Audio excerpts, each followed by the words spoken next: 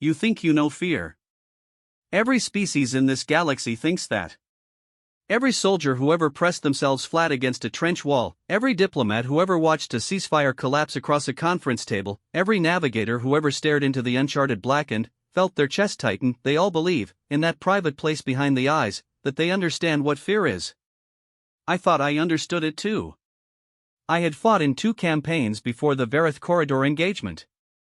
I had watched a cruiser break apart at 300,000 clicks and tracked the debris field on sensors while my scent glands flooded my suit with the biochemical signature my species produces when it calculates survival odds below 11%. I had filed the correct forms afterward. I had attended the correct debriefs. I had performed the correct morning rituals and, then, returned to duty, which is what a commissioned officer of the Charvel Compact does when the numbers come out wrong. I knew fear. I had categorized it. I had a word for it in my language, Velshan, the cold arithmetic of probable death. Then, I met the human. Then, I watched what the human did on the 4th day of the corridor engagement, with no ammunition, 2 cracked ribs, and a radio that had stopped working sometime on the 3rd day, and I threw out every classification I had ever made, every category, every measurement, every careful taxonomic label I had spent a career building. Because what I witnessed was not Velshan. Velshan is the rational response to probable death. You assess. You calculate. You accept the outcome or you alter the variables. The human did not do any of those things. And that specific, irrational, infuriating refusal to behave correctly in the face of certain annihilation is what I am still trying to explain to my superiors, 3 standard months later, from a medical bay on the station at Reth's Point, dictating this account into a log that my commanding officer will almost certainly classify and bury. I am dictating it anyway. Because the galaxy needs to know what Sergeant Adeyemi did in the Vareth Corridor. And because I have not slept a full cycle since I watched her do it. What follows is my personal account of the 4-day engagement at Vareth Corridor Station 7, filed as supplementary record to the official after-action report. Unlike the official report, this one is true. The breach alarm had been sounding for 11 minutes before anyone used the word catastrophic, and, by then, it was already too late to use any other word. I was in the secondary command hub of Station 7 when the Grath-AL attack began, not because I was supposed to be there, but because I had followed the smell of something burning from the officer's deck and discovered that Lieutenant Severick had been attempting, for the 4th consecutive rotation, to heat a nutrient brick directly on a power relay coupling. I was in the process of confiscating the nutrient brick when the first hull detonation registered on the structural sensors and the lights went red. That is how I met Sergeant Adeyemi. She was already in the secondary hub, which she was not assigned to either, sitting backward on a monitoring chair with her boots up on the edge of a console that processed atmospheric circulation data, eating something dark and pungent directly from a foil packet with 2 fingers. She had been there, I would later learn, for approximately 40 minutes before the attack began, doing nothing that was visible or explainable by any standard I possess. You're not cleared for this station, I said, because that was the sentence available to me in that particular moment, which tells you something about how I respond to chaos. I reach for procedure the way some species reach for weapons. She looked at me. Dark eyes, unbothered. A scar along her jaw that curved in a way that suggested the original wound had been larger. She held up the foil packet. You want some? It's injera. I made it this morning. I did not know what injera was. The structural sensor was screaming. There is a hull breach, I said. She folded the top of the packet over with one hand. Set it on the console beside her boot. How many? The alarm indicates 1 primary breach, 2 secondary pressure events, no. She was already standing, already moving toward the tactical display, and there was something wrong about how she moved, not wrong in any way I could name, only wrong in the way that a river moving faster than terrain accounts for is wrong. She touched the display with 2 fingers. Expanded the hull pressure overlay. How many entry points? Not breaches. Entry points. I had not framed it as an entry points question. The Charvel Compact's standard response protocol for hull breaches was a 7-stage emergency containment procedure. None of the 7 stages asked about entry points. They asked about pressure differentials, atmospheric integrity, crew casualties, and evacuation priority. Adeyemi was asking something different. The display updated. For entry point signatures, distributed across the station's lower 3 quadrants, each one separated by precisely the same angular distance from the station's center axis. She stared at it for a moment. Then, she said, very quietly, the way someone says something that they have said before to themselves and are only now saying aloud, okay. They've done this before. Then, she picked up the foil packet and put it in the left chest pocket of her field jacket. I filed this detail. I did not know why. I would later understand that I was already beginning to do the thing the human made me do, notice small things and hold them against the large ones, because the large ones were too large. The Grathael are not, by most galactic military assessments, a sophisticated enemy. They are large, heavily shielded at a biological level, and they operate with a pack coherence that makes them difficult to disrupt once a breach is established. What they lack is adaptability. They hit hard, they hit the same way they hit last time, and they rely on the assumption that if they hit hard enough, the target will not have time to develop a counter. This strategy had worked well for approximately 900 standard cycles. It had worked because every species the Grathael had engaged in those 900 cycles responded to a coordinated breach event the same way, by activating containment, sealing the accessible sections, concentrating defense at the most critical infrastructure, and attempting to hold until reinforcements arrived or until the position became untenable, at which point they withdrew. This is the rational response.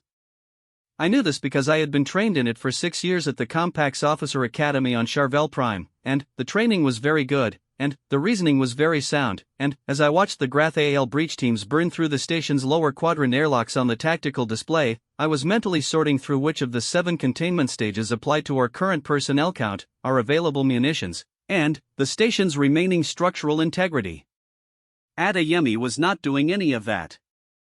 She was looking at the 4 entry point markers on the display and she was doing something with her mouth, not talking, not eating, a kind of low rhythmic sound that I would eventually identify as what humans do when they are thinking and do not notice that they are making noise. A kind of humming that was not musical and not intentional. Just sound leaking out of a mind that was running too fast for silence. She said, "They're going for the transit lock." Not the reactor.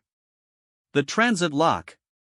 The transit lock is not a critical system, I said, because this was correct. The transit lock controlled docking connections. Losing it would not destroy the station. No, she said. But it would strand us. She turned and looked at me in a way that my species' vocabulary for facial expression interpretation flagged as evaluation. Not hostile evaluation. The kind of evaluation a structural engineer performs on a load-bearing wall before deciding whether to use it. How many of your people are combat trained? My people, in this context, meant the 12 Charvel officers and crew aboard the station. 3 were combat trained. 7 were logistics and research personnel. 2 were, at this moment, presumably still alive on the lower decks where the breach teams were burning through the airlocks. 3, I said. She nodded. Then, she said, "Okay. I need to ask you something and I need you to answer honestly." The structural sensor was still screaming. The atmospheric integrity warning had joined it. Through the secondary hub's single reinforced viewport, I could see nothing but station plating and stars, which told me exactly nothing, and the irrelevance of that viewport struck me suddenly, and, absurdly, a window facing the wrong direction during an attack, installed by architects who had optimized for a pleasant view during ordinary operations and had perhaps not weighted emergency scenarios sufficiently. "Ask," I said. "Are you going to follow containment protocol?" I opened my mouth to say yes, because yes was the correct answer, because containment protocol existed for a reason, because 6 years of training, because if you are, she said, then, tell your people to seal the upper quadrant now and I will work alone in the lower 3. If you're not, she tilted her head slightly, then, I need you to do something that's going to seem counterintuitive. I noticed, in that moment, a very small thing. A detail with no tactical significance whatsoever. The foil packet in her chest pocket had a small handwritten label on it. The label said Tuesday in a language I could not read but, that the translation module in my field collar rendered phonetically. Tuesday. A day name. She had labeled her food by the day she made it, and she had made it that morning, and she had brought it to a monitoring station she was not assigned to, and she had eaten it during what was now becoming an active Grathael assault. I studied the label for a moment. "What do you need me to do?" I said. What she needed me to do was, in fact, counterintuitive. Standard containment protocol directed all available personnel toward defensive positions at critical infrastructure, reactor core, life support, communications array. You concentrated force at the things you could not afford to lose, and you held those things until either the attackers withdrew or reinforcements arrived. Adeyemi wanted to do the opposite. "Leave the reactor," she said. She had pulled up the station's schematic on the secondary hub's floor-level projector and was crouching over it in a way that made her look very low to the ground and very focused. "Leave life support. Leave comms. Don't defend any of it. Those are the things they expect us to defend." "Right." She put 2 fingers on the schematic. "The transit lock junction. The 4 approach corridors leading to it from the lower quadrants. What they need to strand us is the transit lock. What they expect us to do is let them have it while we hold the reactor. If we hold the reactor, we're trapped but alive. They bring in a second wave at their leisure. They pick us apart. The alternative to being trapped but alive is not being trapped." She looked up. There was something in her expression that my translation module flagged as certainty and that I would now describe as something else entirely, something for which I do not think my language has a precise equivalent, a kind of settled, pre-decided calm that is not the same as courage because courage implies that you are afraid and are acting anyway. This was something prior to that. Something that had already done the math and arrived at a place beyond the math. "We can't hold the transit lock with 3 combat personnel," I said. This was not an argument. It was a fact. The Grathael breach teams numbered at minimum 40 individuals per entry point, which meant we were looking at potentially 160 hostiles working toward a single objective. "No," she agreed. "We're not going to hold it." I waited. "We're going to make them think we're trying to hold it," she said, "while we take apart something they can't afford to lose either." The schematic. Her 2 fingers. Not on the transit lock. I had been watching her fingers and I had assumed the transit lock, because that was where the tactical logic pointed. But her fingers were not on the transit lock. They were on the Grathael entry corridors themselves. Specifically, on the junction points where all 4 corridors converged before splitting toward their respective breach points. She had been in this secondary hub for 40 minutes before the attack began. I did not say this. I thought it, very carefully, in the part of my mind that files things under anomalous data requiring later review. "You were already planning this," I said instead. She picked up the foil packet from the console where she had set it and tucked it back into her pocket. "Station 7 is the 4th compact facility attacked in the Verith corridor in 80 cycles," she said. "Same entry pattern every time. 4-point angular distribution, transit lock primary objective, reactor secondary." She stood up. "I requested a transfer here 6 weeks ago. The atmospheric integrity warning changed pitch. A second section of the lower hull was losing pressure." "Why?" I said. She moved toward the equipment locker on the far wall. "Because the first 3 times, everyone followed containment protocol." She opened the locker and began pulling out things, not the things in the locker that were designed for the equipment locker, but things she had apparently placed there herself at some prior point. Things I did not immediately recognize. "What is that?" I said, because one of the items was roughly spherical and coated in what appeared to be a composite resin that was not standard Charvel manufacture. "Something I made," she said. This would have been the moment, under any rational assessment, to ask follow-up questions. I did not ask follow-up questions.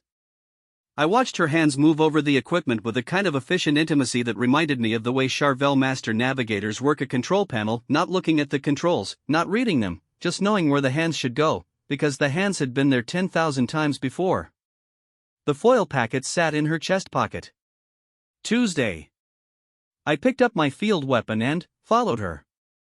The lower deck smelled of burning insulation and the particulate ion tang of Grath-AL atmosphere leaking from the breach zones, a smell that registers on my secondary olfactory membrane as something between heated metal and the ocean on my homeworld, which is a dissonant and unpleasant combination, and which I mention because the smell was the thing I was most aware of as Adeyemi led me and my 3 combat-trained crew members through a maintenance access corridor toward the lower junction complex. She moved without rushing. This was the first thing I catalogued. We were moving toward 160 Grath-AL breach assault soldiers, and she was walking at a pace I can only describe as deliberate, not slow, not fast, each footfall placed with a precision that had nothing performative about it. She was not demonstrating calm.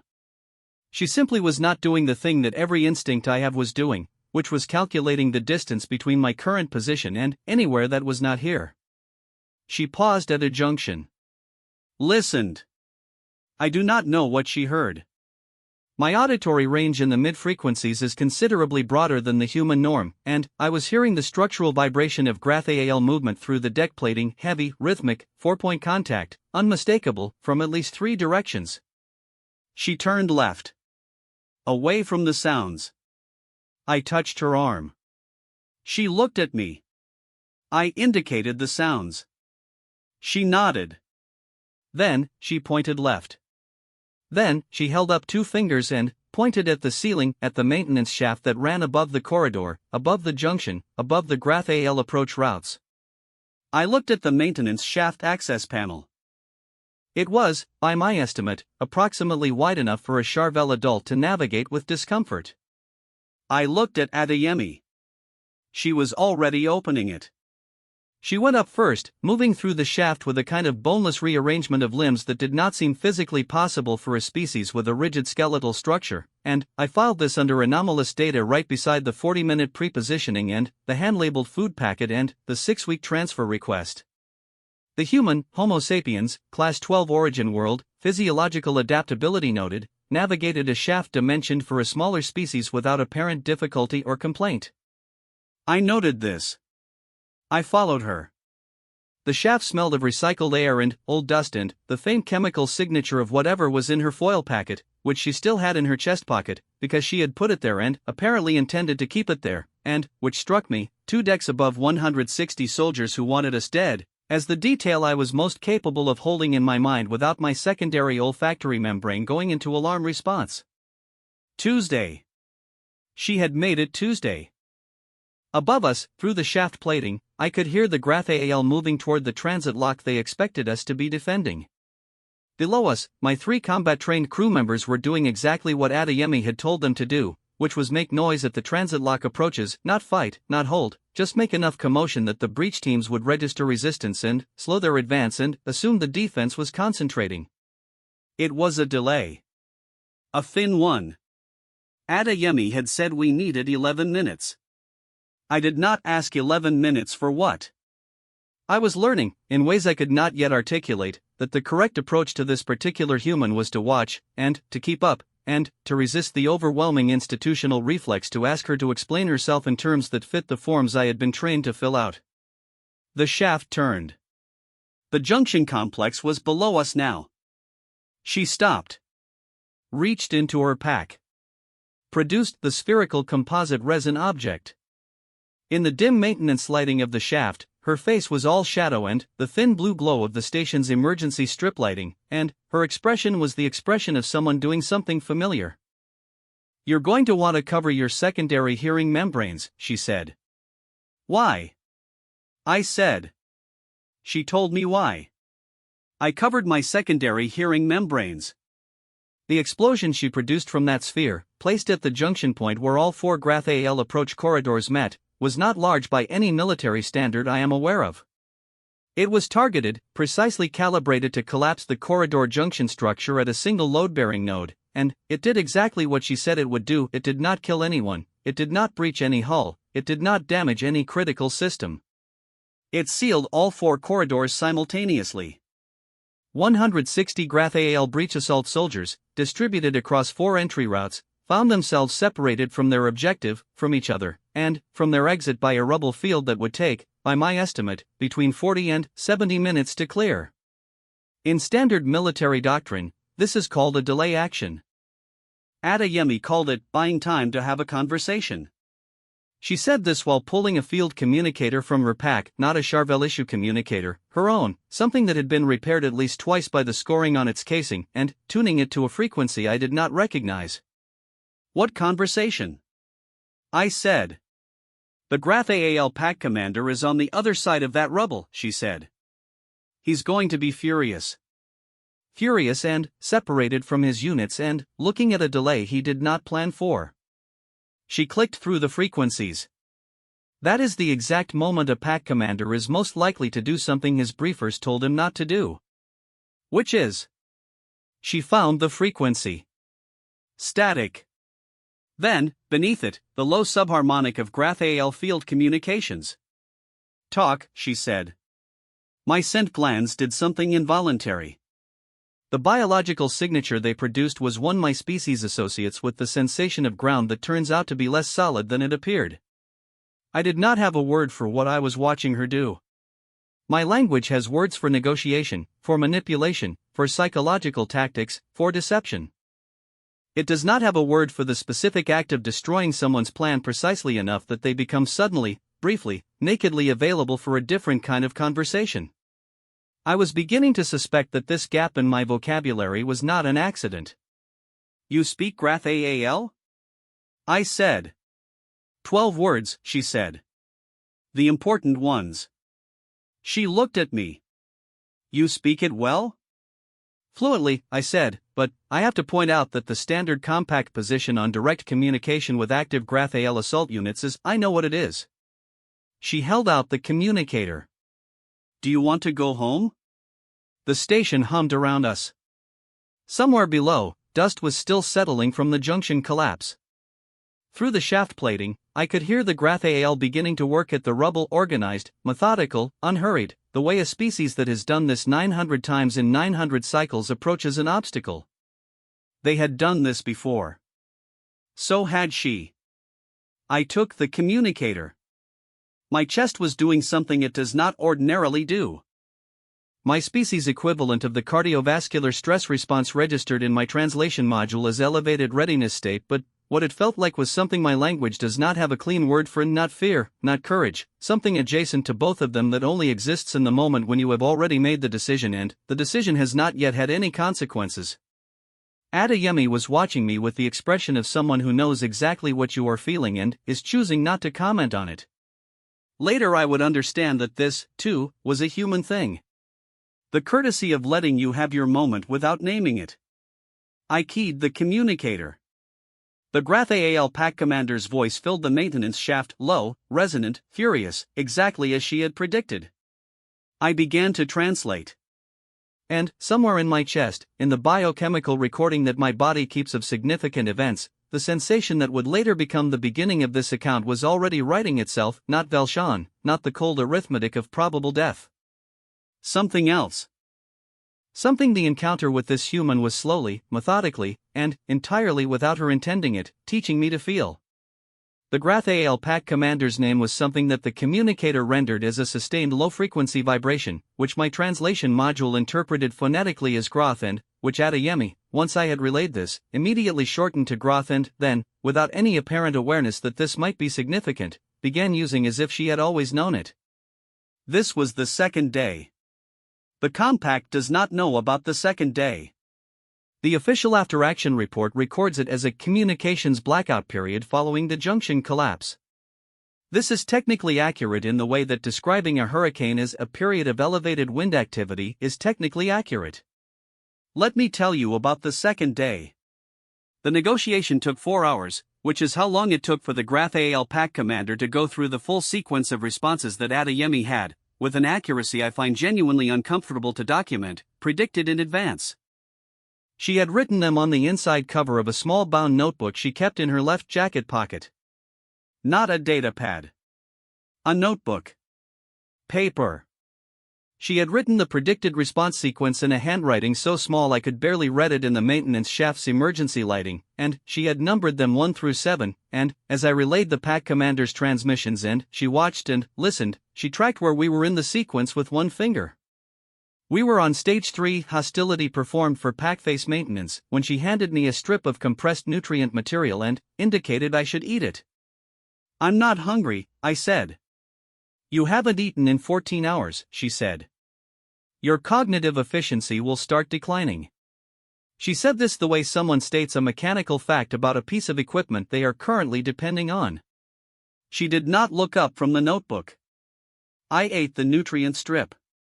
Stage 4 was pragmatic assessment, the pack commander asking, through his fury, what we actually wanted, because we had done something unexpected and unexpected things required information before they could be dealt with. Adeyemi had written, in that microscopic handwriting, "He'll ask what you want. Tell him, 2 hours. 2 hours for what?" I asked, before I relayed this. She looked at me. "What do you think?" I thought about it. The rubble in the junction.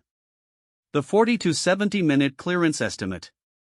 2 hours gave us time, not much time, but structured time, defined time, a window with edges.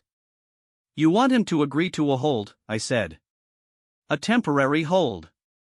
Long enough to stop being in an active firefight and start being in a different kind of problem," she said. "The first kind he knows how to handle. The second kind, maybe not." I relayed the request. There was a pause from the pack commander that lasted exactly the length of time it takes for a GrathAL senior officer to consult with his unit commanders without leaving the communicator open, which is to say, 42 seconds. Adeyemi did not look at the communicator during those 42 seconds. She was looking at the notebook, at Stage 5, which she had labeled the moment. The pack commander agreed to 2 hours. She wrote something in the margin next to Stage 5. I could not read it at the angle I was positioned. I found, in the following weeks, that I thought about what she might have written considerably more often than I thought was appropriate for a senior compact officer. We came down from the maintenance shaft at the 90-minute mark. Not because the 2-hour hold was ending. Adeyemi said we had 20 minutes of operational margin before the pack commander would feel pressure to advance again, but because she said there was something she needed to do that required being on the lower deck. I followed her past my 3 crew members, who had been maintaining the noise operation at the transit lock approaches and who were, at this point, running on adrenaline and the kind of focused exhaustion that strips everything irrelevant away. Specialist Torvak, the youngest of the 3, had a cut above one of his sensory crests that had bled enough to dry into a rust-colored trail down the side of his face.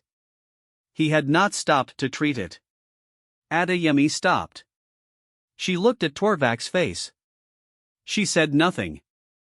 She reached into her pack and produced a small sealed kit, field medical, human pattern, which she was carrying on a station that was not equipped with human medical supplies, which meant she had packed it herself when she requested this transfer, and she cleaned the cut and sealed it with 2 strips of bioadhesive, and she did this while maintaining a conversation with Torvak in which she asked his name and where he was from and whether the cut was the worst thing that had happened to him today.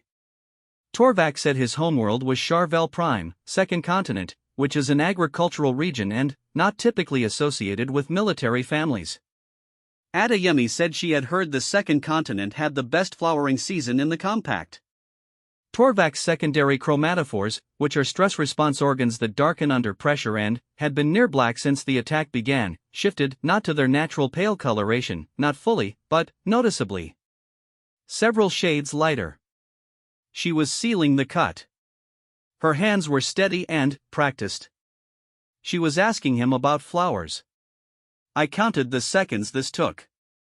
23. She had 20 minutes of margin and she spent 23 of those seconds asking a wounded young crew member about the flowers on his homeworld. I do not know why I counted the seconds. I think I was trying to fit what I was watching into a category I had a word for, and 23 seconds was the unit I kept arriving at when I tried to measure the thing I was watching against anything I had seen before. She moved on. I followed. What she needed on the lower deck turned out to be the GrathAL breach points themselves. Not to close them. Not to booby-trap them. She walked up to the nearest one, a 4-meter oval of blackened, force-cut hull plating, the edges still faintly radiating heat, and she looked at it for a long time. I stood beside her and waited, because I had spent enough time watching her in the past day to have developed a rudimentary understanding of when she was thinking and when she was ready for input, and this was clearly the former. The breach point opened onto a docking collar that the Grath AL team had deployed from their assault transport. Through the collar, I could see the interior of the Grath AL vessel, dim, high-gravity suited equipment, the biological indicators of a deployed assault unit standing down for a temporary hold. Soldiers. Not looking at us. Waiting. The smell of Grath AL atmosphere still leaked through, the particulate iron smell that my secondary membrane found so dissonant. The iron and ocean combination. I had been smelling it for 22 hours. They're not going to accept the full withdrawal, Adeyemi said. It was not a question. No, I agreed. The pack commander had agreed to a hold, not a withdrawal. The station was a Grath AL strategic objective. They would not leave it without completing their mission. The compact's nearest relief force is 3 days out. We cannot hold a temporary hold for 3 days. No, she agreed. Then, what are we doing? She looked at the breach point for another moment. Then, she said, do you know why they want the transit lock? Strand the station. Cut off evacuation and reinforcement. Right. But, why do they want to strand it? What does stranding this station give them strategically? I knew the answer. The Verith Corridor Control Analysis was in the Compact's strategic database and I had reviewed it before my deployment. Station 7 controlled the mid-corridor relay point for resupply lines to 4 Compact Allied systems. Cutting off the station did not destroy those supply lines, but it forced them to reroute, and rerouting them added 11 days to every resupply cycle, and 11 extra days per cycle over a 12-month campaign period was supply attrition, I said. They're not trying to destroy the station. They're trying to make it expensive to defend it. Right. She turned and looked at me. So if we offered them something that made the station less strategically valuable to control or that made the attrition strategy less necessary, what would that change? I stared at her. The Compact's official position on territorial concessions to active Grath AL assault units was unambiguous and had been reaffirmed at the last 4 full council sessions. It was, in the diplomatic shorthand my training had given me, absolutely not. You cannot offer them a supply routing concession, I said. That is not within my authority or yours. That is a council-level decision. It would require. I'm not offering them a supply concession, she said. I'm offering them a listening session. Another pause in which I counted no seconds, because I had stopped being able to count. A listening session, I said. The Grath AL have been attacking Compact stations in this corridor for 80 cycles, she said. The Compact has been defending Compact stations in this corridor for 80 cycles. In 80 cycles of this, has anyone on either side sat down and asked the other side what they actually want? I thought about this. I thought about the standard Compact diplomatic posture toward the Grath AL, which was based on the Compact's 3-century-old species classification of Grath AL as pre-rational territorial actors, a classification that had driven every strategic decision made in this corridor for 80 cycles. The classification had been made by a research team that had spent 14 days on a Grath AL adjacent world and had not, as far as I was aware, spoken to a Grath AL pack commander about anything. In the medical bay at Reth's Point, 3 months later, I would look up the original classification report. 14 days. No direct communication. I mention this because it is relevant. I also mention it because it is the kind of thing that, once you see it, you cannot stop seeing, and I am fairly confident that this is something Adeyemi had calculated I would eventually do, and that this too was part of what she had planned for her 6 weeks before requesting a transfer to Station 7. You've done this before, I said. Not the breach points. Not the junction collapse. This. You've third posting, she said. Different corridor. Different species. Similar structure. She looked back at the breach point. Through the collar, one of the Grath AL soldiers had turned and was looking at us, a massive, armored figure with the thick sensory ridge structure along the cranium that indicates senior unit rank. Looking at us, motionless, waiting. The compact has a lot of protocols for what to do when a species attacks you, she said. It has fewer protocols for asking why. This was, of course, an enormous understatement. The compact has 17 volumes of engagement protocols. The index does not contain the word why. If I open that communicator and tell the pack commander I want to talk about what he wants, I said, I am almost certainly ending my career. Yes, she agreed. And if I don't, then he advances in 22 minutes, we fight until the relief force arrives in 3 days, people die on both sides, and in 12 months the compact sends someone else to defend this station against the next attack. I looked at the breach point.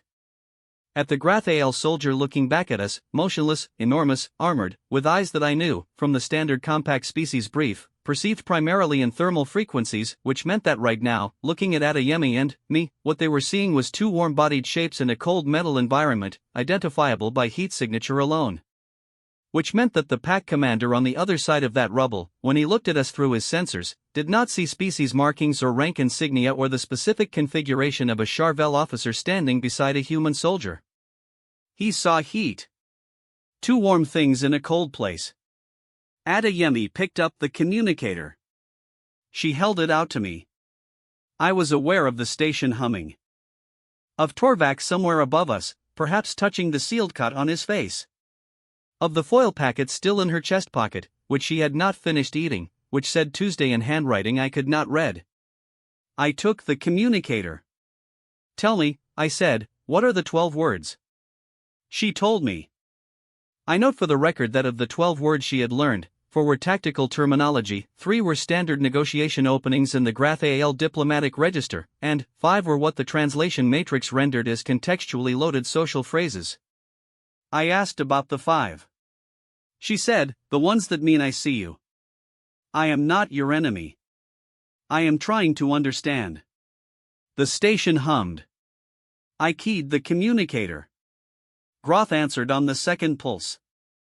What followed was 2 hours and 40 minutes of the most exhausting translation work I have performed in my career, including the 6-month posting on the hegemony's outer rim where I served as the only Charvel officer fluent in 3 of the 12 languages spoken in the contested zone, including one that changed grammatical structure based on the social status differential between speakers, which meant I had to track not only what was being said but who was saying it to whom and what. That configuration implied about what they meant rather than what they said. Grath-AL communication is not like that. It is more direct, not less. What makes it exhausting is the weight of each word. Grath-AL languages do not have filler, do not have the social lubricant phrases that most galactic species use to smooth the edges off of difficult statements. When a Grath-AL says a thing, they say the thing, and the thing they say contains all the thing they mean, which means there is nowhere to hide and no way to soften it in translation without lying. This turned out to be easier than I expected. It turned out to be easier because Adeyemi, once I began translating, did not ask me to soften anything. She asked direct questions. Groth gave direct answers. I translated both directions with a faithfulness that would have given the Compact's diplomatic corps a collective cardiac event. What Groth said, in the first 40 minutes, was this: the Grath-AL had been using this corridor as a migration route for 700 cycles before the Compact's presence. The establishment of the resupply chain had altered the corridor's transit traffic density to a level that disrupted the migration in ways that had been, over 80 cycles, steadily catastrophic for 3 Grath-AL breeding populations. The attacks on compact stations were not territorial acquisition. They were disruption operations, attempts to force a route alteration that the compact had never responded to through any channel other than military defense. Because no one had asked. Because the compact had classified the Grath-AL as pre-rational territorial actors who did not use diplomatic channels. Because the Grath-AL had attempted to use diplomatic channels twice, 80 cycles ago, and the compact's classification had resulted in those diplomatic approaches being routed to the wrong department and filed under territorial animal activity notices. I translated all of this. My hands were very still on the communicator. I was using the clinical distance my academy training had given me for extreme situations, the taxonomic language, the clean structure, but it was not performing the function it was supposed to perform, which was distance. It was giving me the words. It was not giving me anywhere to put them that was far enough from what they meant. Adeyemi listened to every word. She did not react with surprise. She reacted with the careful, total attention of someone who had suspected this and is now hearing it confirmed. When Groth finished the first section of his account, there was applause. Adeyemi said, in a voice calibrated to carry nothing except the question itself, "What do you need from us?" I translated. Groth answered. "And here is the thing I have to tell you, the thing that the official report does not contain, the thing I have been dictating toward for 3 months and 47 pages of notes that my commanding officer will never see. What Groth needed was not a grand concession. It was not a treaty or a territorial agreement or a withdrawal or a formal apology from the Compact Council. What he needed was a route modification. A 6-degree shift in the primary resupply lane's transit corridor, moving it 2 light hours north of its current path. This would avoid the migration corridor entirely, add approximately 40 minutes to the resupply cycle, and cost the Compact nothing of any strategic significance. 40 minutes. 80 cycles of attacks. Hundreds of casualties on both sides. 3 prior stations destroyed. One of them with all hands aboard. 40 minutes on a resupply schedule. I translated this. I looked at Adeyemi. She was looking at the communicator. Her expression was the expression of someone who expected this answer and who was sitting with the specific weight of having been right about something terrible. "Is that something you can raise with your command?" she asked me. My command. The Compact's Regional Strategic Office, whose current commanding general had overseen 3 of the 4 station defenses in this corridor and who had, at the last briefing I attended, referred to the Grath AL as recurrent obstacle class entities in a briefing document that I had read and initialed and filed. "Not through official channels," I said. "Not quickly." "How long?" "The route modification would require 2 council subcommittee reviews, a strategic impact assessment, a formal diplomatic reclassification of Grath AL status, and approval from." "How long?" I calculated honestly. 4 to 6 years. Optimistically. She was quiet for a moment. The station hummed. The communicator was still open. On the other end, Groth was waiting with the patience of a species that had been waiting for 80 cycles and had developed, through that waiting, a quality I found genuinely difficult to look at directly, a kind of tired, enduring, unsurprised readiness that was not hope and was not hopelessness but was something in between them that required more than 1 cycle of experience to build. Adeyemi reached into her pack. She produced her personal notebook. Opened it to a clean page. Wrote something. Tore the page out. Handed it to me. On it, in the same microscopic handwriting, 2 sets of coordinates, a frequency code, and a date 14 months in the future. "Tell him," she said, "that an informal delegation will be at those coordinates on that date. Tell him it will not be official. Tell him it will be the beginning of an argument that will take a long time. Tell him," she paused, "tell him that the last time something like this worked, it took 11 years and 3 failed attempts before it stuck." "Are you speaking from experience?" I said. She said nothing. I translated. Groth was quiet for a long moment. Long enough that I checked the communicator to verify it was still connected. Then, he said something. I will translate it exactly, because it does not contain any filler, because Grath AL languages do not have filler, because what he said was the thing he meant. 11 years is a generation. We will send the generation that does not know what the attacks look like. They will come with clean hands. I translated this. Adeyemi looked at the page I was still holding. Then, she looked at the breach point, at the Grath AL soldier who was still standing there, still watching us in thermal frequency, 2 warm shapes in a cold place. She nodded once, very slightly, in the direction of the breach point. Not at me. At the soldier. The soldier stood motionless for a moment. Then, with a deliberateness that registered on my translation module as intentional signal and, that I would now simply call acknowledgement, it lowered its armored head. Just slightly. Just once. The atmospheric pressure in the corridor did not change. The station's hum did not change. The smell of iron and ocean did not change. But something changed. I have tried, in the 3 months since, to find a word for it. The closest I have come is the GrathAL term that Groth used in the last exchange of the conversation, a word that my translation module renders, inadequately, as the wait that existed before the first word was spoken, briefly set down. I am still carrying it. I think I am supposed to be. On the morning of the third day, Adeyemi's radio stopped working.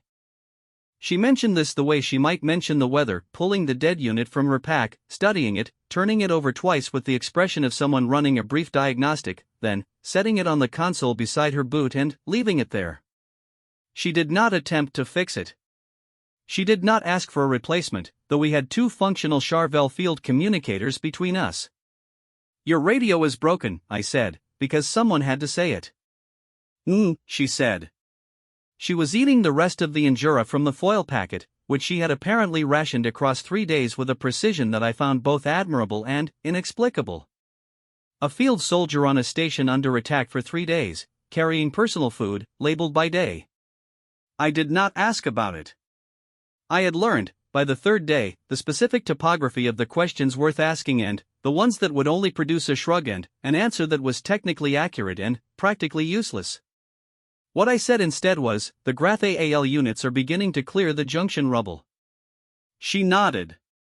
The pack commander's hold expires in 4 hours. She nodded. The relief force is 2 days out, not 3, they accelerated when our distress signal stopped transmitting, which was when the GrathAL hit our communications array in the first 30 minutes, she said. Right. They will not be here in 4 hours. No. So when the hold expires, I said, and the pack commander advances, he won't, she said. I looked at her. She was looking at the foil packet. There was still a small piece of the injera left. She put it back in the packet and folded the top over. Carefully. The same way she had folded it on the first day, before the attack began. Why won't he? I said. She was quiet for a moment.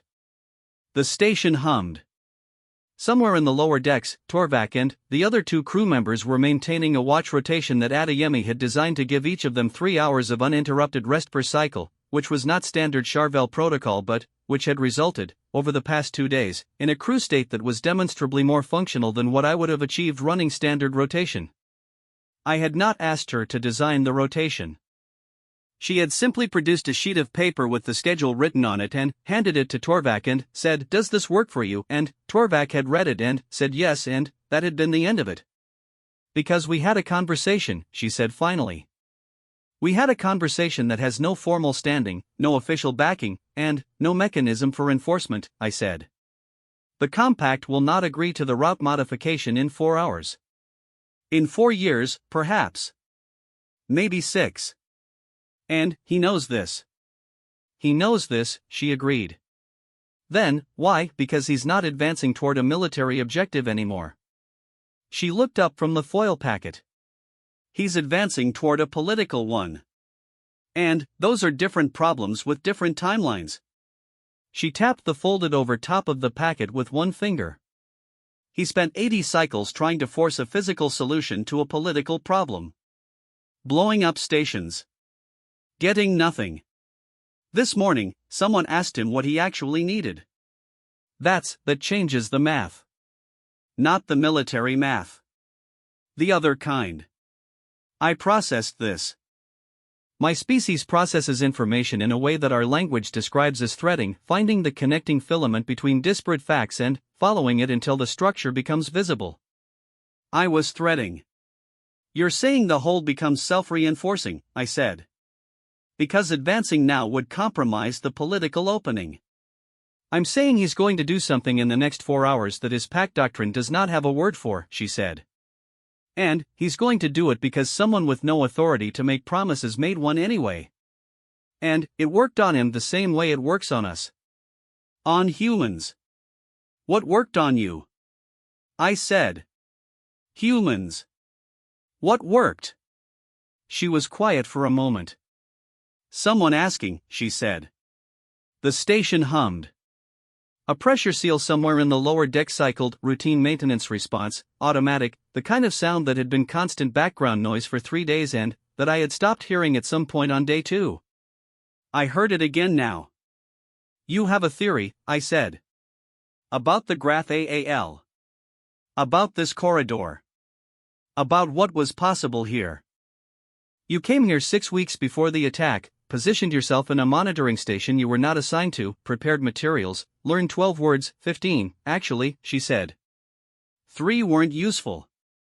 And, you have done this before, on different postings, with different species. What are you, exactly? What is your actual function? She looked at me. There was a pause. Sergeant, she said, is my official function. That is not what I asked. Another pause. She picked up the dead radio. Turned it over in her hands. Set it back down. When I was on my first posting, she said, there was an engagement. Small one.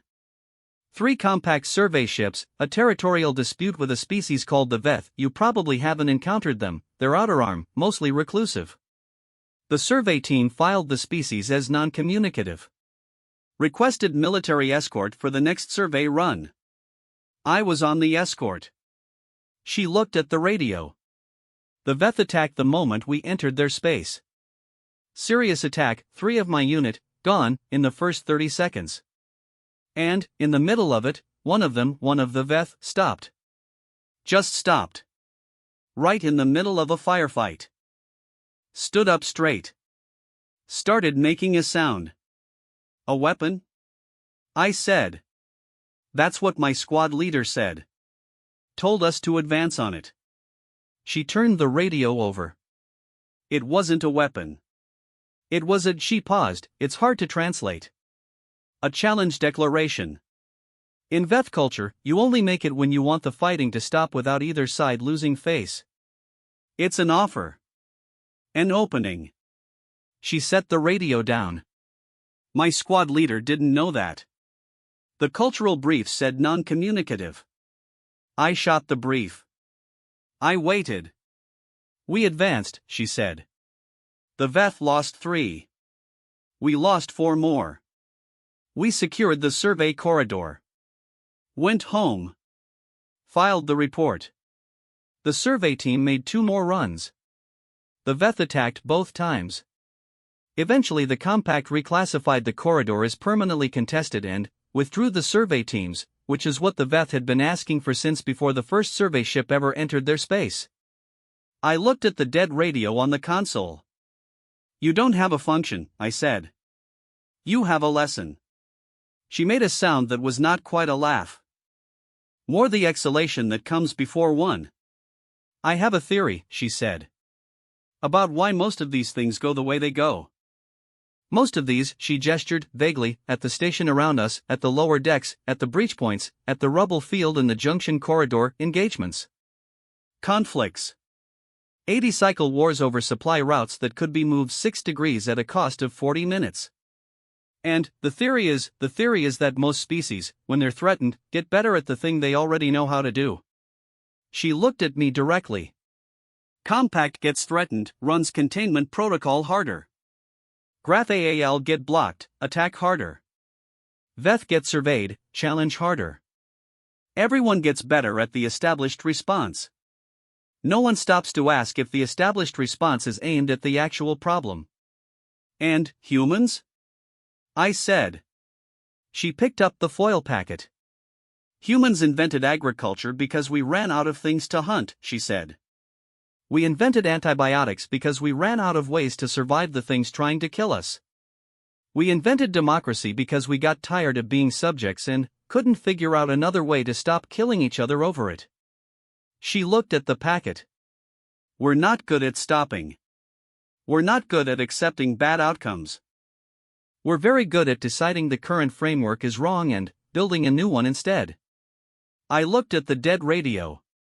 The scuff marks on the toe of her boot. 7 scratches and a deeper ninth one. You are describing, I said slowly, a species that runs out of options and invents new categories of option. When we're at our best, she said. And, when you're not at your best? She was quiet for a moment. We're very good at deciding the current framework is wrong and destroying everything instead, she said. We're not always good at knowing the difference in the moment. The station hummed. I filed this. The pack commander did not advance when the hold expired. He sent a communication. A short one. Adeyemi had predicted he would. She had not predicted exactly what he would say, and I watched her read the translation I wrote out for her. She had asked me to write it out rather than say it, because written words, she said, land differently, and I watched her face while she read it. She read it 3 times. Then, she set the paper down on the console and looked at the viewport, the wrong-facing viewport, the one that showed only station plating and stars, the one that was useless in an attack and perfectly designed for an ordinary moment. She looked at it for a long time. I looked at the paper. What the pack commander had written, in the GraphAL direct register that allowed for no softening, we will hold the position at the junction until the Warm Hands delegation arrives at the coordinates. We will not advance. We will not withdraw. We are here. We are waiting. Tell the one who asked, the generation with clean hands thanks the one who made room for them. I looked at the paper for a while myself. Then, I looked at Adeyemi. She was still looking at the viewport. Her expression was I searched my vocabulary. I did not find a word. The translation module offered composed and, moved and, conflicted and, none of them were right and, all of them were partly right. I said, he called you the one who asked. She said. That is in GraphAL rank structure, that is not a term that maps to any military classification I am aware of. No, she agreed.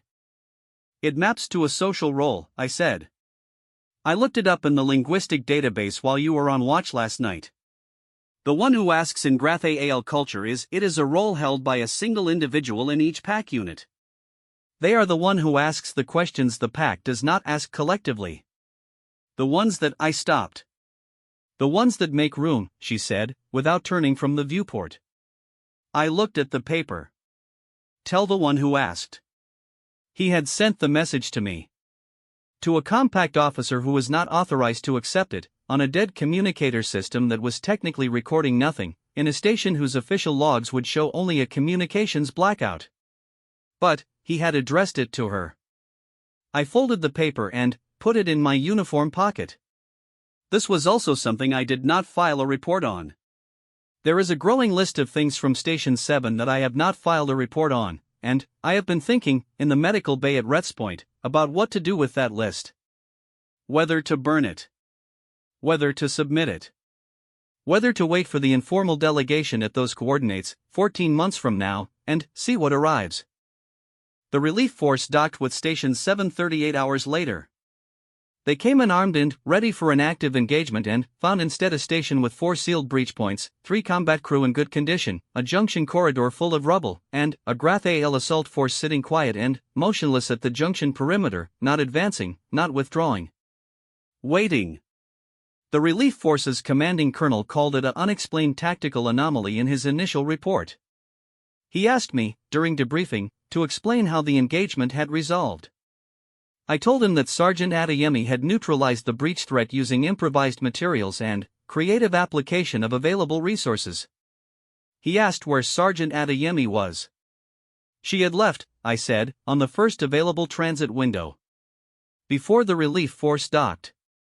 I had not been aware she was leaving until I went to find her and discovered she had already gone, leaving behind only the dead radio on the console and the empty foil packet Tuesday in her handwriting, folded neatly and sitting on top of it. The colonel looked at me for a moment. Creative application of available resources, he said. Yes, sir, I said. He wrote it down. I thought about the paper in my uniform pocket. The generation with clean hands thanks the one who made room for them. I did not take it out. I have thought, in the weeks since, about whether to be angry at her for leaving without explanation. About whether what she did constitutes a plan or a manipulation or something that has no clean category either way. I have thought about the 7 scratches and the deeper 9th one on her boot and the label on her food and the 40 minutes she spent in the monitoring station before the attack began, setting things in motion that would only be visible in retrospect. I have thought about the medical kit she packed herself. Torvax flowers. I have thought about a species that runs out of options and invents new categories. Here is what I keep arriving at, in the medical bay at Rets Point, dictating into a log that will almost certainly be classified. She did not do any of this because she knew it would work. She knew the odds. She had filed 3 previous attempts at different postings, in different corridors, with different species, and not one of those attempts is in the Compact's official record of successful diplomatic outcomes, because none of them reached the stage that produces official diplomatic outcomes. She had done it 3 times before, across different postings and different species, and she had kept going, kept requesting transfers to contested stations, kept placing her food in lockers and her notebooks in jacket pockets and her medical kits in equipment bays, kept learning 12 to 15 words in languages the Compact had classified as non-communicative. Not because she knew it would work. Because she could not stop trying. Because the framework was wrong and she did not know how to stop building a new one. I have been on medical leave for 3 months. Stress response, they say. Elevated biochemical markers consistent with extended high-pressure operational exposure. They are probably right, technically. In 6 months I have a window before my next deployment. There are coordinates written on a piece of paper in my uniform pocket, and a date 14 months from now, and a frequency code for an informal delegation that has no official standing and no mechanism for enforcement. The Compact will not sanction it. I filed for personal leave today, citing the medical documentation. The paper is still in my pocket. I check it every morning, the way Adeyemi checked the foil packet, not for the information, which I have memorized, but for the weight of the thing in my hand. The specific, physical confirmation that it exists. That the conversation happened. That someone asked. That a pack commander on the other side of a rubble field sat down to wait for a generation with clean hands. I do not know if I am the right person for this. I know that the right framework for this does not exist yet. I know that the Velshan, the rational grief of a correct loss, does not apply here, because the loss is not yet correct, because the attempt has not yet been made, because the coordinates are real and the date is real and the room that was made exists whether or not anyone walks into it. I know that Sergeant Adeyemi, wherever she is, has already moved on to the next posting. The next 40 minutes of pre-positioning. The next 12 words in a language someone decided was non-communicative without checking. I know she did not leave her radio by accident. I know because I turned it over on the console that morning, when I was looking for her, and found that it was not broken. It had been manually powered down. She had not wanted anyone to call her back. I turned it over twice in my hands, the same motion she had used, the brief diagnostic, the setting down, and then I put it back where she had left it, and I went to give the colonel his debriefing, and I have not touched the radio since because it is still on that console on Station 7 and I am here in the medical bay at Rets Point and the distance between those 2 points is exactly the distance between the person I was before the Verith corridor and the person who was writing this account. I do not know yet what to do with that distance. I think I am supposed to walk it.